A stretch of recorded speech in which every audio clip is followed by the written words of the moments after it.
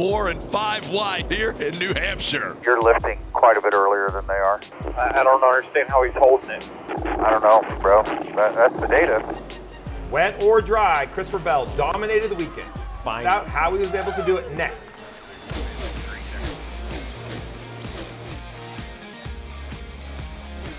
Welcome into another episode of NASCAR Inside the Race presented by Consumer Cellular. Todd, Christopher Bell, not shockingly, wins another race in New Hampshire. We're going to get into Bell in the 20 car in a minute, but first I think we have to talk about what I consider a big moment for NASCAR. Wet weather tires on an oval at the checkered flag, a big call by NASCAR to finish in the wet. Yeah, definitely a situation I think started Saturday with a decision to bump up the start of the race.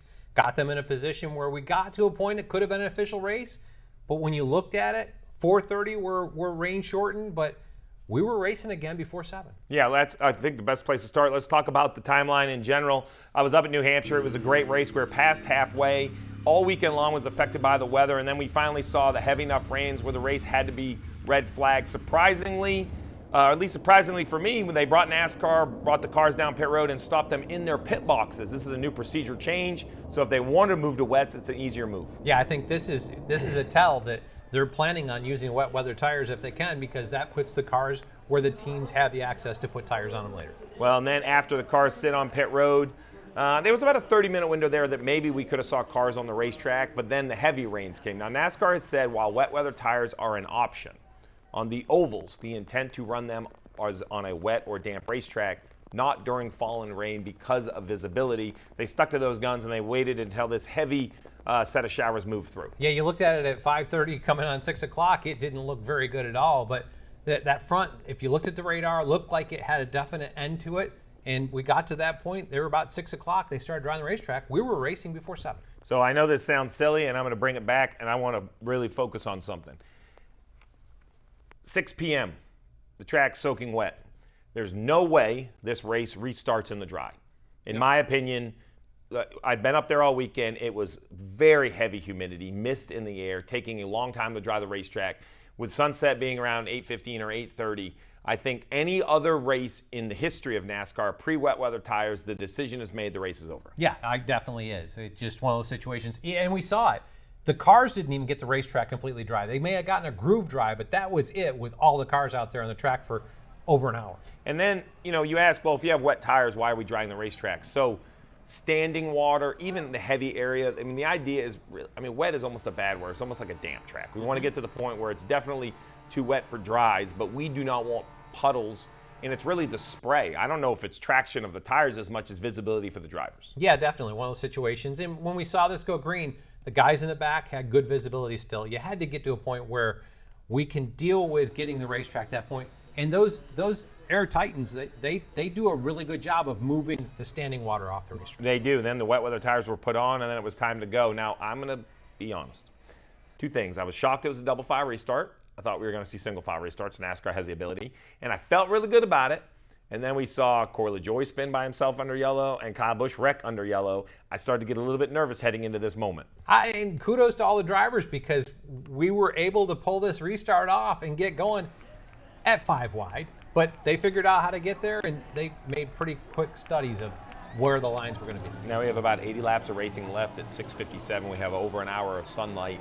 So I think at this point, there's no doubt that we should be able to get the race in. There are some questions about how long we could run, and there was a lot of questions heading down to turn 1, and you mentioned it, 5 wide.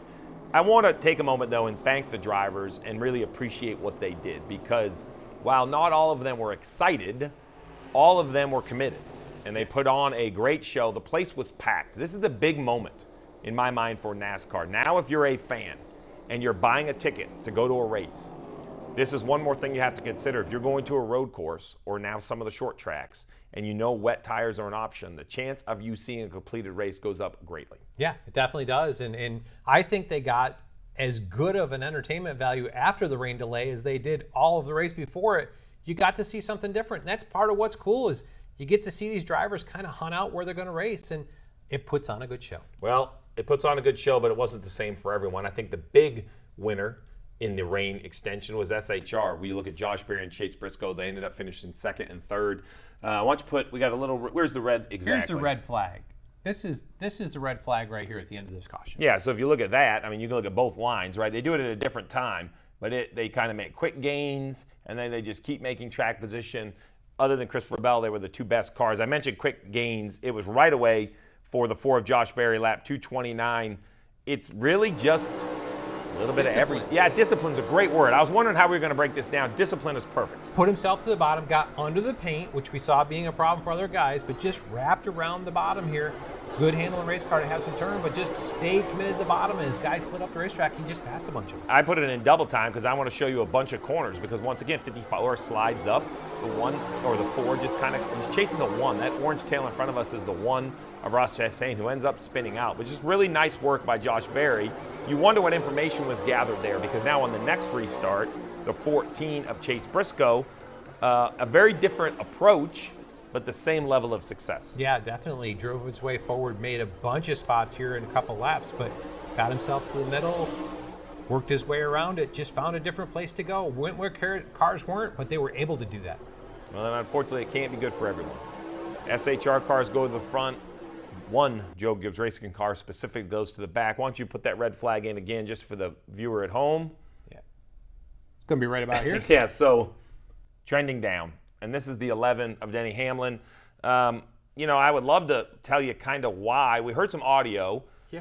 He asked about how the car was driving, and Chris Gabehart said, hey, the 20 is beating you by carrying way more corner speed on entry, getting to the bottom. And you can hear Denny, my car won't do that. I don't know how he's doing that. Yep. It was an interesting conversation. And I liked it because you got to hear it both ways. And Chris Gabehart came back. He says, I'm not telling you how to drive your car. You asked me what he was able to do differently. That's just a different technique and what he was able to get. Which is a little surprising because when I think of Denny, what he's so good at, he is very disciplined at the short tracks and great at tire spin. So, you know, I can't wait to have a conversation next week with Denny because I just wonder if not all dry setups can be adjusted enough or the right way. That's going to be the conversation because I know Denny Hamlin is a talented race car driver.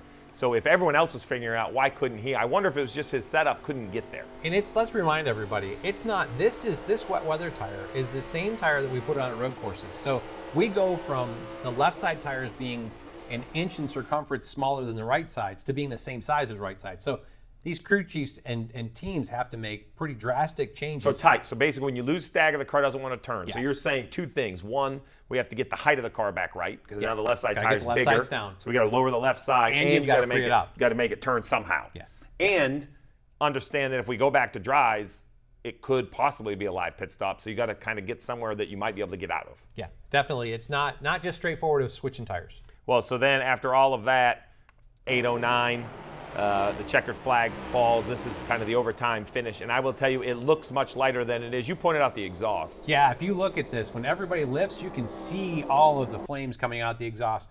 This didn't just happen because it was the end of the day. It's happened all day long, but yeah, this whole area right here, right? So if you see watch it as it comes through. Look how bright all those. That's because the camera is making it look a lot brighter than it is. Even this green light right here. Right. Look how bright that thing is. That's not normal, and we wouldn't see that normally from the grandstands. So overall, I think there are some things we're going to discuss about what could happen as we evolve, but as an industry, I think this is the day we're going to kind of have circled on the calendar. I think this has made just a monumental shift. A lot of organizations race in the rain. I heard this all weekend long. And if there's one, I can't think of it that does it on the ovals. Right? No. That's different. Even IndyCar, they run on the road courses. They don't run on the ovals in the rain. So I think NASCAR, as far as I'm aware, really in motorsport globally, they are the one pushing this evolution. You got to hand it to Goodyear. Mm-hmm. They're kind of right there, lockstep with NASCAR, creating a tire. The drivers are doing something that no one else kind of globally is doing. And we saw, this is not a half-mile short track. This is a 1 mile high-speed, long straightaway track where we saw wet tires. Yeah, definitely one of those situations. I think NASCAR handled it fairly well. I think the understanding, now there's going to be talk of this. This whole process needs to evolve. And we saw that out of road course racing. We kind of had to decide what was good and then let the crew chiefs and teams kind of expand upon that. I think for a first step, NASCAR did a really good job knowing the teams had 3 sets of tires. We had 80 laps to go. NASCAR controlling when the teams put them on, put them where we didn't have teams getting out of bounds with not having tires. Well, we're crew chiefs. We tinker. So that's what we're going to discuss next. It was a success the first time for the wet weather tires, but where do we go from here? The evolution of wet weather racing on the ovals, that'll be the discussion next. Hey race fans, Corey the Joy here. Join Ryan Flores and myself for Stacking Pennies each week. I'll break down my race and explain what happened right out of my windshield. Plus, we award the Dogs of the Week for the best pit crews and go in-depth on all the money stops, pit road mistakes, and penalties. And we've got a ton of guests. We have SVG stopping by. We had Ricky Stenhouse after he punched Kyle Busch in the face. We've had Bubba. We've had all sorts of guys in here in the Nonsense Garage, so you do not want to miss it. Check us out on Sirius XM Channel 90, YouTube, or wherever you find your podcasts. Each and every week, Stacking Pennies. That's what's up. All right, so Christopher Bell wins in the rain, wet weather tires, big conversation. Let's talk about how the whole procedure happened. Rain falls, NASCAR red flags, the rain passes, they blow the standing water off the racetrack. They allow, or actually require, the teams to put on wet weather tires. They allow adjustments, and they allow the teams to put fuel in if they want to. That was basically the start. Then we go race, yellows come out, then they decide if we will or won't change tires, NASCAR's decision, and they will decide what tires you put on in a non-competitive pit stop. That was the sum of the 80 laps. So now, Todd, let's break down. What's the evolution? Where can we improve? Start with, we're restarting the race on wet tires. What do you see different at the beginning? Well, the only thing that seemed odd to me was the fact that they were allowed to add fuel. I think when we got to that point, Billy Scott, Tyler Reddick had gotten themselves the lead of the race by being on a different strategy. They were close on fuel. I don't think they had but 10 laps of fuel left in the car. But now that deficit got reset because they got under red flag when they swapped tires without losing positions. They got to reset their fuel. So yeah. I get the tires, and when you think about the tires, this is the same wet weather tire that we use at road courses. So the left side tire is the same size as the right side.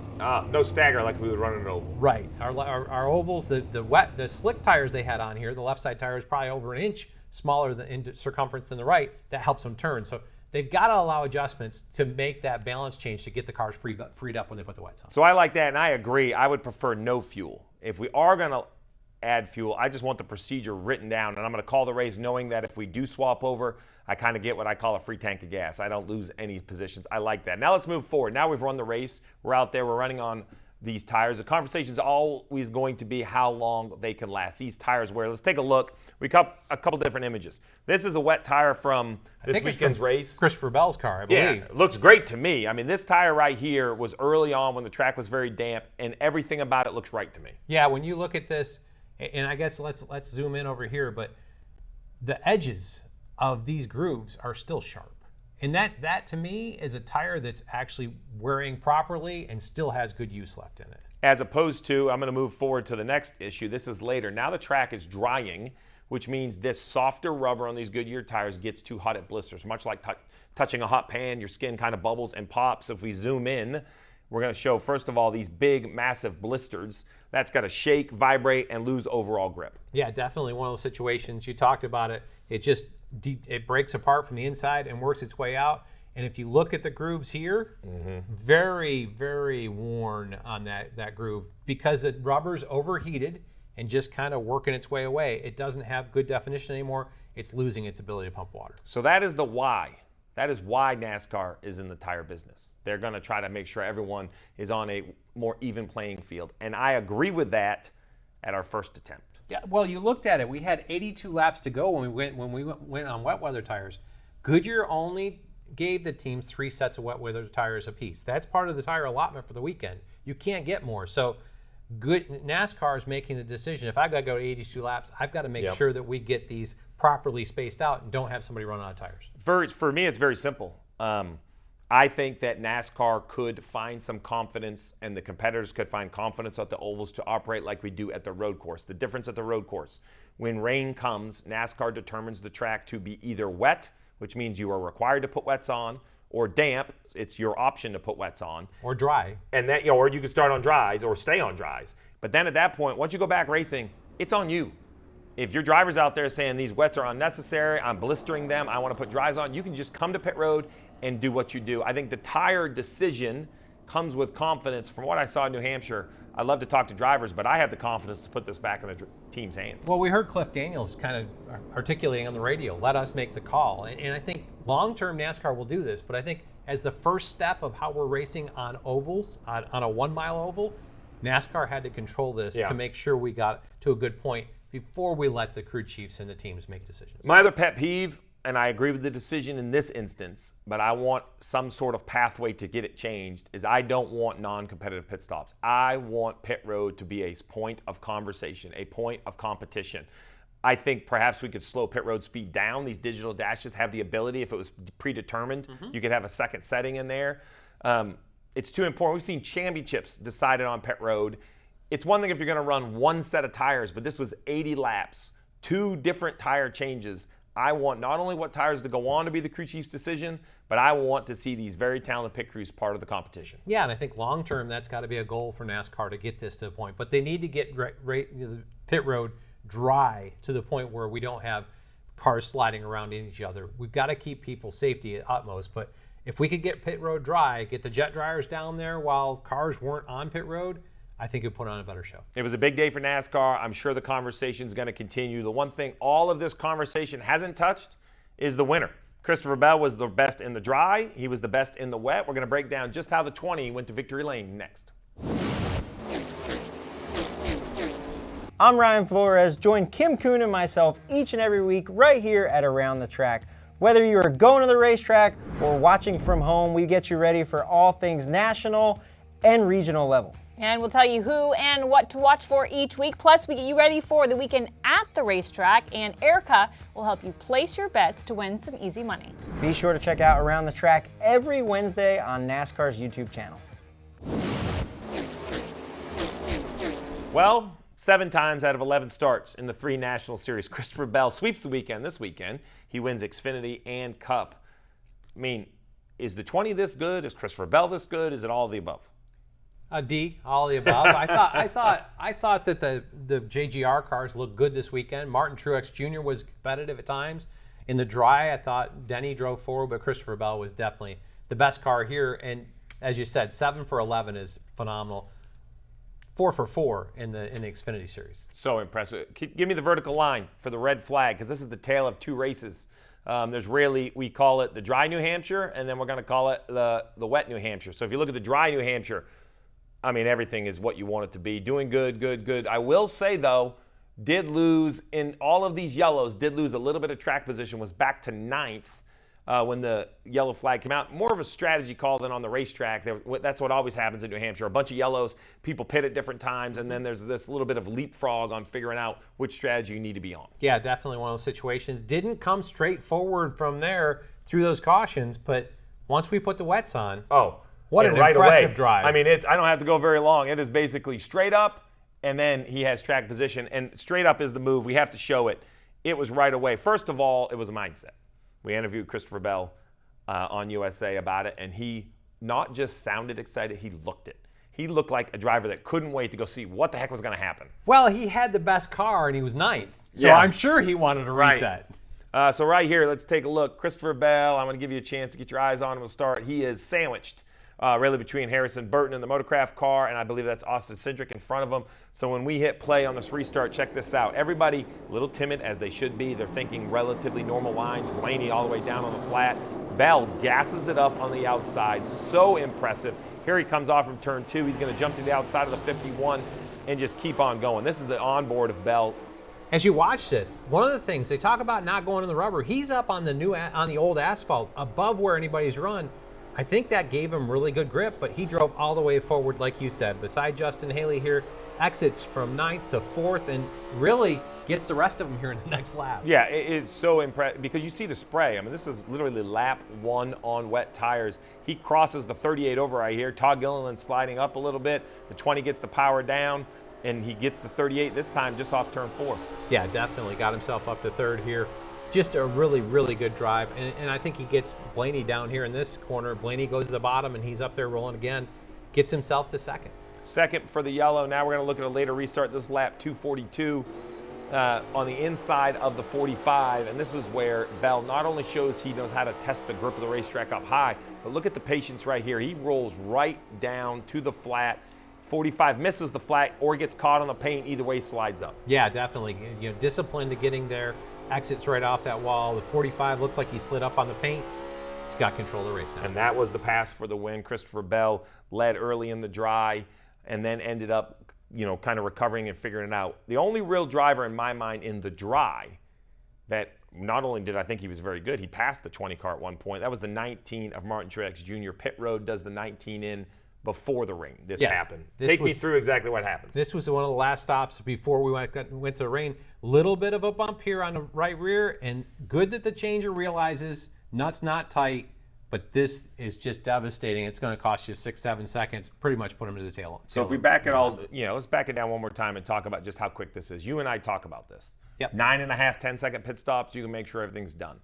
If you're going to have a 9-second pit stop, it's all timing, right? It's like a slant in football. Snap, 1 or 2 counts, throw the ball. Yeah, you're not looking at all the pieces here. And really what happened, if you look at this hang from the tire carrier. Focusing here. Let's focus on the back for a minute. Let's talk about what went wrong. The jackman's going to hang the front tire. I'm going to play it forward. Yeah, and he gets the wheel out, bumps the wheel opening on the way in, and that changes off his timing of getting to the pins and indexed, and that puts the changer just a half a second behind getting the nut back on. Now, I don't blame the jackman. The jackman, actually, I really like his footwork. So he hangs the front tire.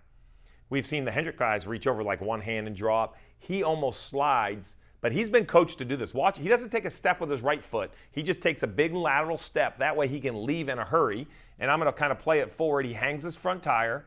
He's not looking at the rear. He's looking at the jack here, trying to locate where he's going to grab the jack. His right foot stays in position, and that's because watch what he does here. When he grabs this jack, it is one big lunge with the left. That's great footwork from that jackman. Yeah, definitely. And he did kind of give a look back, but he felt like he saw the gun in and going, and you got to make that. You can't think your way through it and take the time to make sure. If you do, it's going to be 11-second pit stop. Well, then you get into the back, and there's a wreck, the 19 and the 6. I mean, this is racing. If you're the 19, you're mad. If you're the 6, you think you're there. This is New Hampshire. This is why you don't want to be anywhere back there. Yeah, it's just the chaos that comes with being in the back, and one of those situations. A little damage out of that one, but not day-ending, but positions lost.